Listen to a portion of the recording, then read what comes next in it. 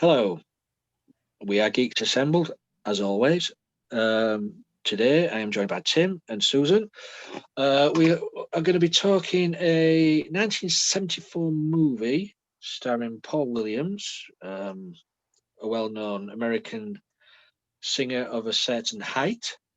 Um, and this is a take on the Phantom of the Opera, the picture of Dorian Gray type of story.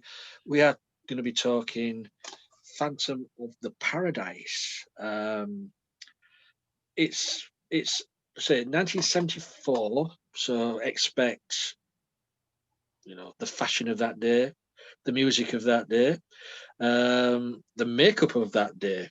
Um, so we'll Yes, I haven't seen this movie for quite a few years, and I sat down this week and rewatched it, and wow, it's 70. It's just got 70s splashed all over it. So let's go to Tim because it was Tim who sort of jokingly suggested this movie about a few weeks ago.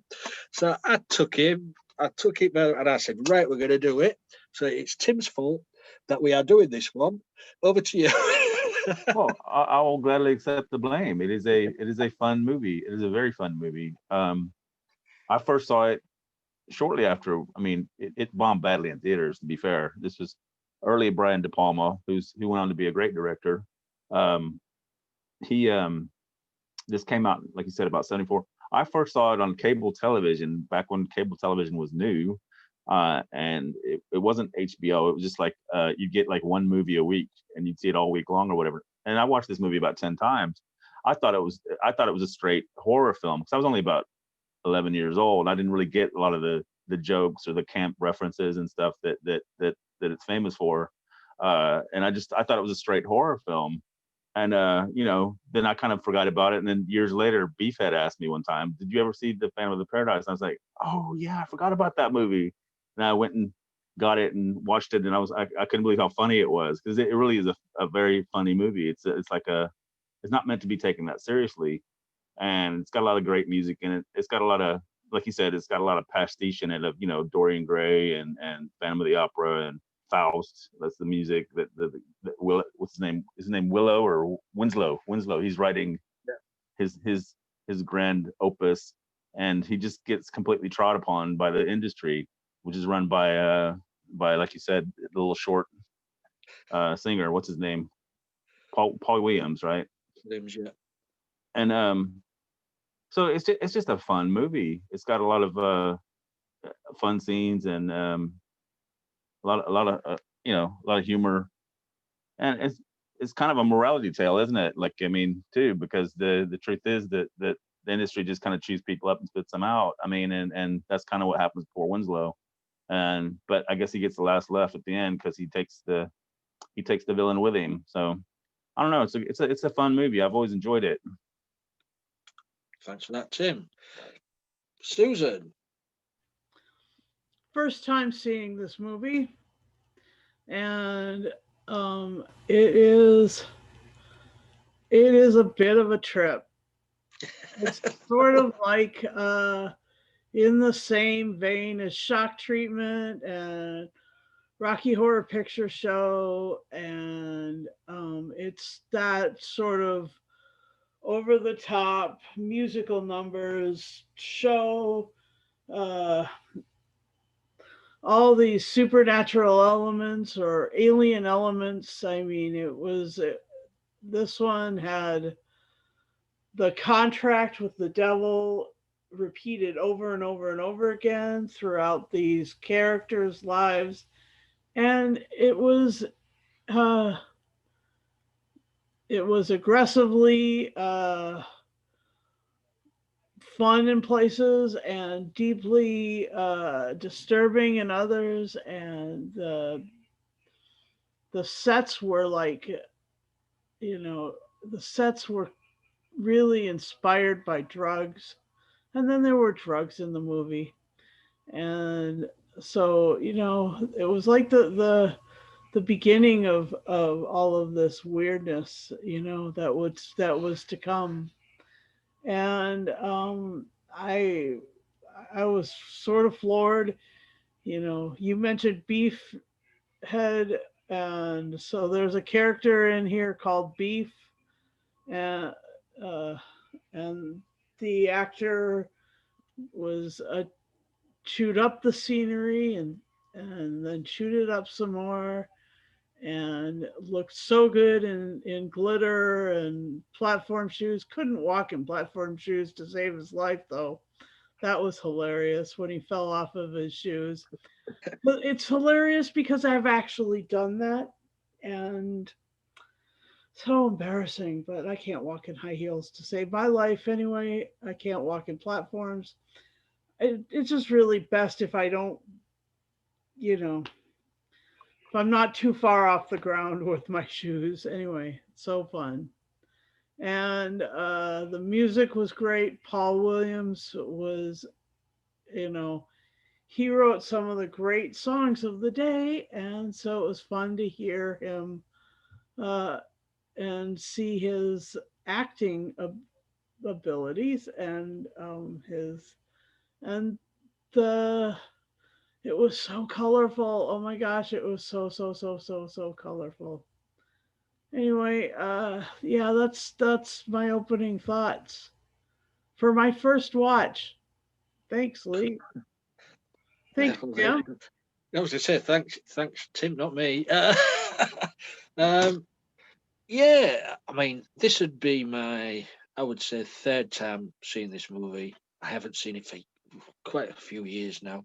Um, so I sat down and rewatched it. Um, yeah, you can see. I mean, this was 74. Rocky Horror followed the year after and was more successful. Um, and it's in the same sort of vein as that movie. You know, the music in this is good. The numbers are are good, but for me, I came away not remembering them. That's not none of them sort of stuck in my head. If you went to see Rocky Horror, the stick in your head. I don't know. I mean, don't get me wrong, the songs are good.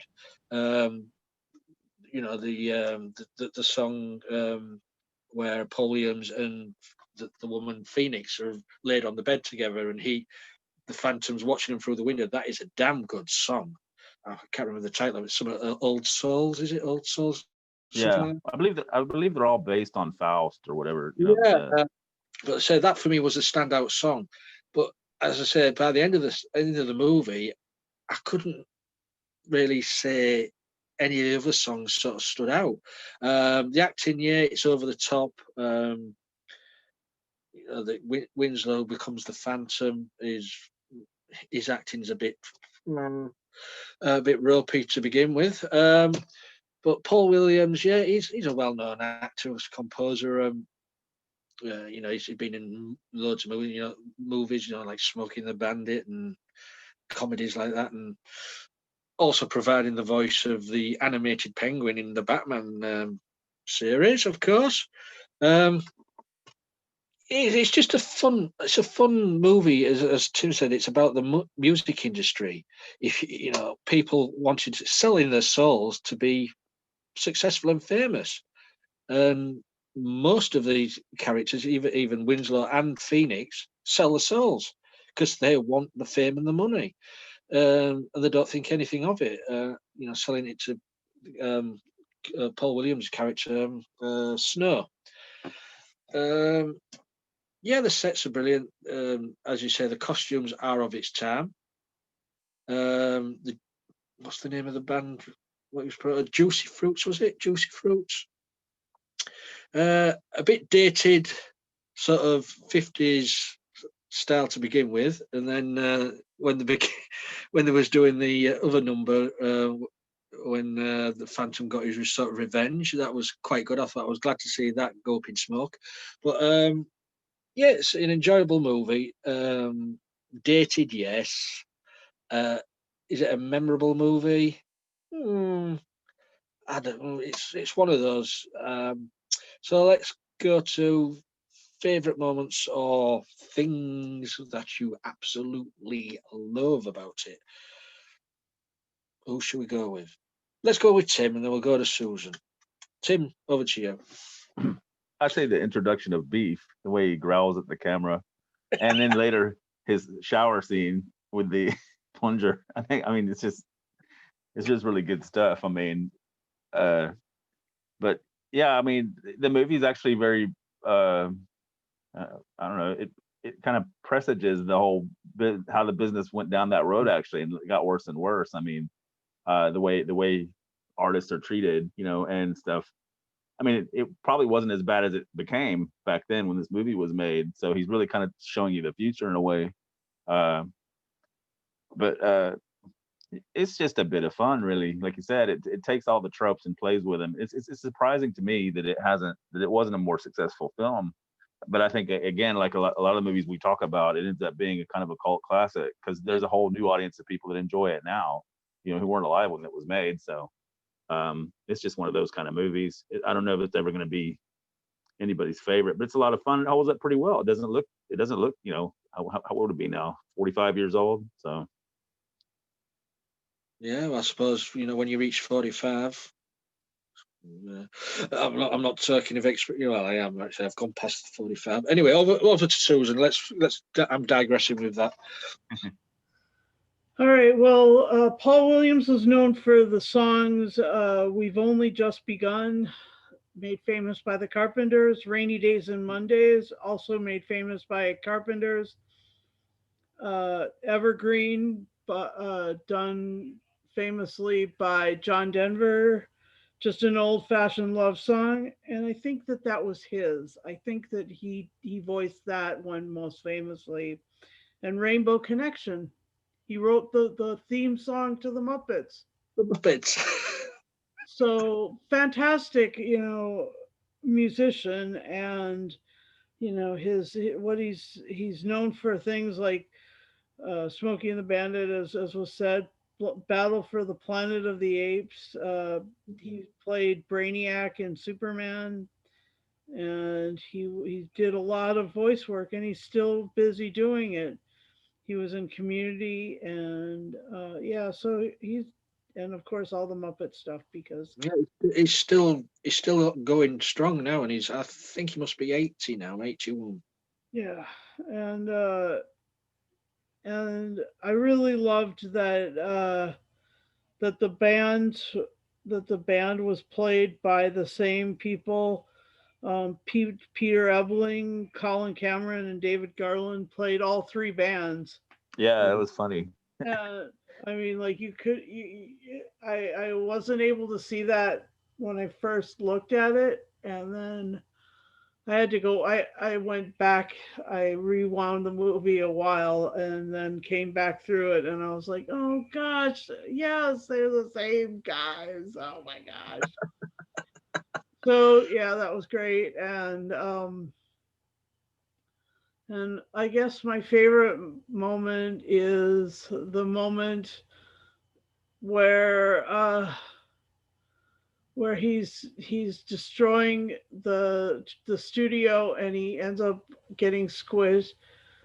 Dear Winslow gets squished and hot waxed by the vinyl press, which as far as I've always seen, is uh like this, but they put it like this so that it would put him in a precarious position to have a vertical vinyl press, and so that was quite a thing to watch.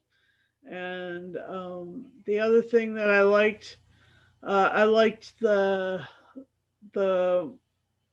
I liked the way that the music, that there was just shrieking, screaming people. It was like a real good audience. It wasn't like just kind of a platitude. Like you just felt like they were actually being entertained, and they were so much part of the fun in the show. It had a tendency to bring me in at that moment. That opened the movie wide open to me, because before that I was like, that's a little touchy, but then when you saw the audience, and you just felt. I've been to shows. Like I was at a show, the Steve Miller Band in Bozeman, and the writer, the tech writer, and the way that they told the security to make people stand in front of their own chair. You couldn't go dance with your friends. You couldn't dance in the aisles. It was like the worst, the least fun show I've ever seen. The music was okay, but since it was such a bummer, I got it, or such a downer. Sorry to you Brits, but yeah, it was horrible, and this one was the opposite. It was like pandemonium, and it was super fun, and that I guess is my favorite moment because it opened up the whole movie. Back over to you, Lee. Thank you, Susan. Oh well, where shall I start? I do like the portrayal of Paul Williams as Snow. There's the plotting of as a record producer or manager, what is just sign on the dotted line. Oh, ink's no good to me. Blood will do. What's going on here? But also, I did like as Susan said, the vinyl press scene. That was good, where he gets his head in there. But it's the song where he's sent to prison, and they're saying, "We're going to rip out all your teeth." And then you see him later with all these little metal teeth. I do like the way he sort of controlled his voice through the electric box. That was so good, doing his voice through that, so he could speak again. I mean, after all what Winslow had gone through, losing his music to Snow, he then signs a contract with him to produce further music, and I think, you fool. Can't you see what he's going to do? But I agree with Susan. The audience, you do get it uplifts the movie when the audience is there at the second half of the movie. Yeah, it took a while for me to realise that the band is the same people, the Juicy Fruits and whatever they were called, and as for Beef, well, camp as camp can be, and but rocking out as hard as you can be, wearing careless, and he gets a comeuppance in the end as well, I suppose. But that was, yeah. I mean, it is an enjoyable movie, and I don't think a lot of people know about this one, to be honest.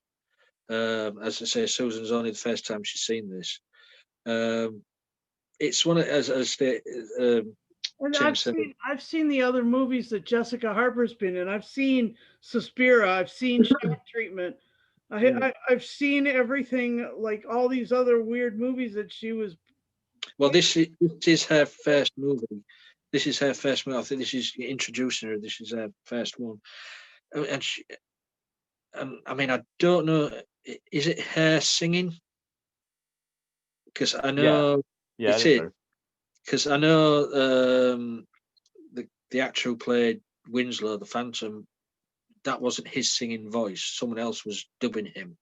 I don't know if it was Paul Williams or someone else, but I know he wasn't singing.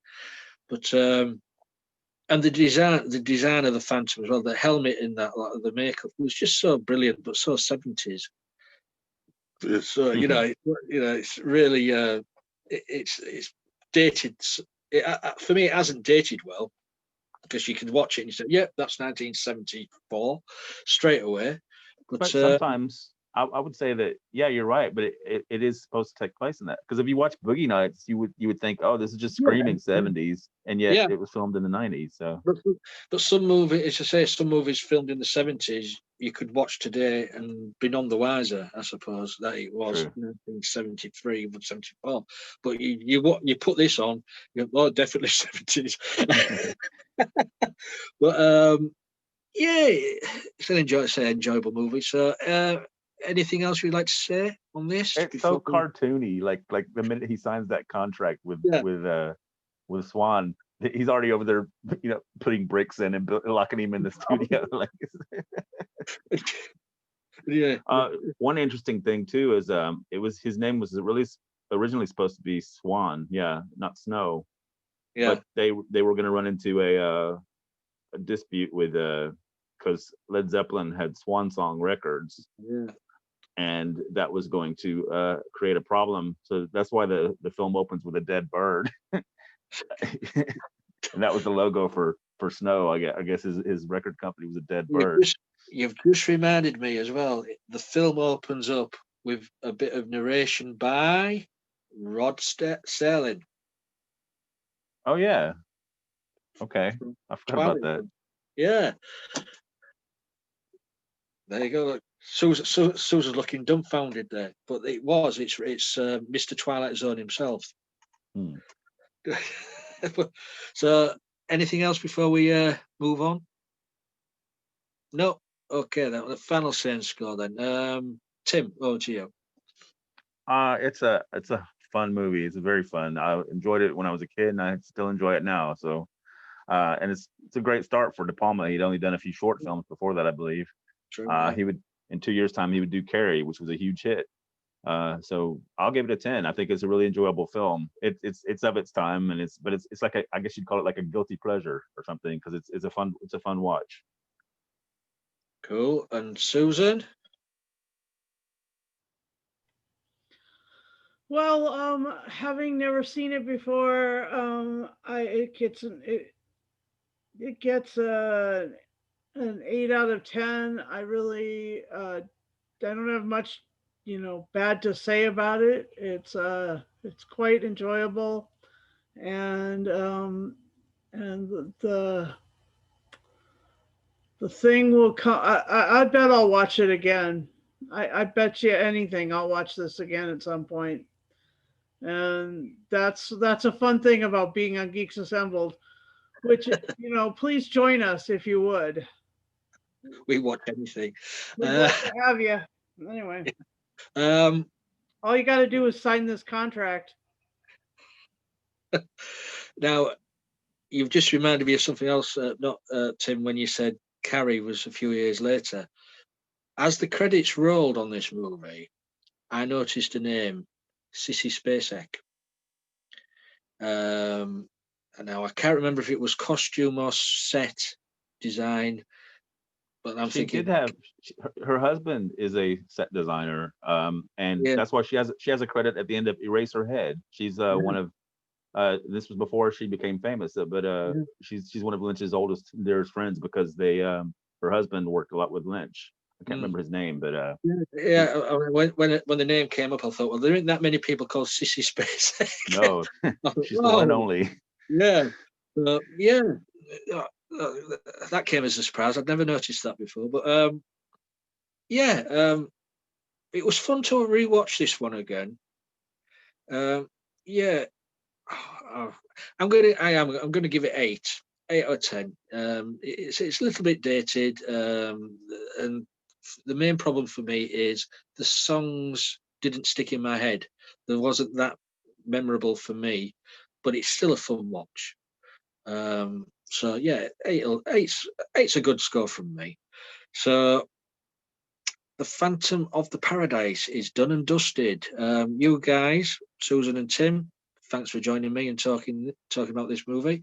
You guys out there, please leave a comment below. Below our videos. Let us know what you thought of this movie if you've ever seen it. Let us know what you think of the cast, how well we are doing. So and if you think any of us deserve a pay rise, let me know, and I'll see if I can give them a pay rise. It's not right. And also, we're on Facebook, we're on Twitter, YouTube. Please, if you want to join us, leave us a message, and we'll get back to you. Please, can I join your cast? Yes, you can, as long as you're over 18. And of course, if you like watching movies, audios, and TV stuff, you're more than welcome to join. And also on the YouTube side of things, if you press the bell notification, you will get a message every time we put up a new video. It's usually 2 to 3 a week. So until next time, we'll be seeing you. Bye for now.